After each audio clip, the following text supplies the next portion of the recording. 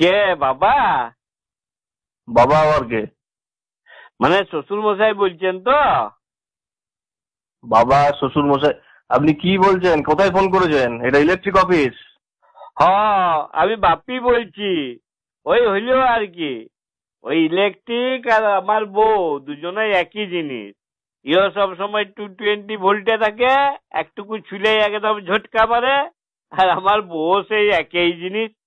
আমার বউ পান থেকে চুন খসলে বাপের ঘর পালায়। আর আপনাদের ওই ইলেকট্রিকও একটুকু ঝড় বৃষ্টি একটু গাছের পাতা লড়িলে ও ফুস।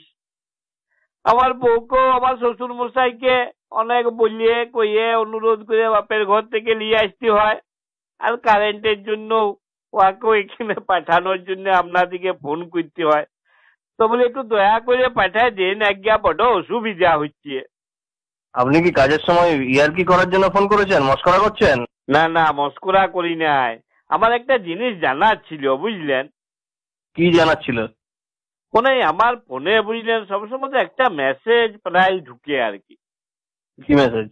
ওই ইলেকট্রিক পোস্ট থেকে ছিঁড়ে যাওয়া তারে বা মাটিতে পড়ে থাকা তারে হাত দিবেন নাই। তো সেই ব্যাপারে একটু জানতাম আর কি। হ্যাঁ, ওটা প্রত্যেক কনজিউমারকে আমরা ইলেকট্রিক ডিপার্টমেন্ট থেকে মেসেজ পাঠাই, যাতে ইলেকট্রিক পোস্ট থেকে ছিঁড়ে যাওয়া বা মাটিতে পড়ে থাকা তারে যেন হাত না দেয়। তো তাহলে কি ওখানে পা দিয়ে দিব তারটাতে? আপনাকে হাত পা কিছুই দিতে হবে না। নিচে পড়ে থাকা ছেঁড়া তারে কোনো হাত পা কিচ্ছু দেবেন না। ই বাবারি, তাহলে কি ওই ইলেকট্রিক পোস্টে যে তারগুলো বাঁধা আছে ওই উঁচু খুঁটিতে যে পরে হাত দিতে বলছেন? আরে দূর বাবা, ওরকম কিছুই করতে বারণ করা হচ্ছে, আপনাকে কিছুই করবেন না। দিলে কি হবে যদি দিয়েই দিই?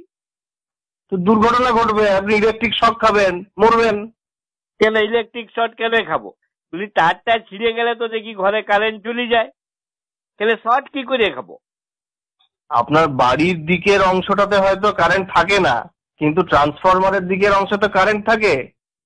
এই মেসেজটা তাহলে আপনারা কিসের জন্য পাঠান? বললাম তো, একবার একটা কথা কতবার বলবো, মেসেজটা পাঠাই আমরা জনগণকে সচেতন করার জন্য। ই বাবারি, আপনারা মেসেজ পাঠাইয়ে জনগণকে সচেতন করে দিবেন? বলি সিগারেটের প্যাকেটেও তো লেখা থাকে ধূমপান স্বাস্থ্যের পক্ষে ক্ষতিকর। তো আমি তো সারাদিনে 2 বান্ডিল বিড়ি ফুকেছি। বলি আমার দেখে দেখে আমার বউ অভ্যাস করেছি। আপনি খুব অপ্রাসঙ্গিক কথা বলছেন। আচ্ছা, একটা সত্যি কথা বলুন দেখিনি, এই যে আপনারা মেসেজ গুলো এখানে পাঠান, ওগুলো জনগণকে সচেতন করার জন্যই পাঠান, নাকি আপনাদেরকে কেউ বলে দিয়েছে যে 100 জনকে ফরওয়ার্ড করে দিলে 2 দিনের মধ্যে আপনাদের ভাগ্যটা খুলে যাবে? আপনি খুব বাজে বকছেন, বুঝলেন? কাজের সময় এরকম বাজে বকার সময় নেই।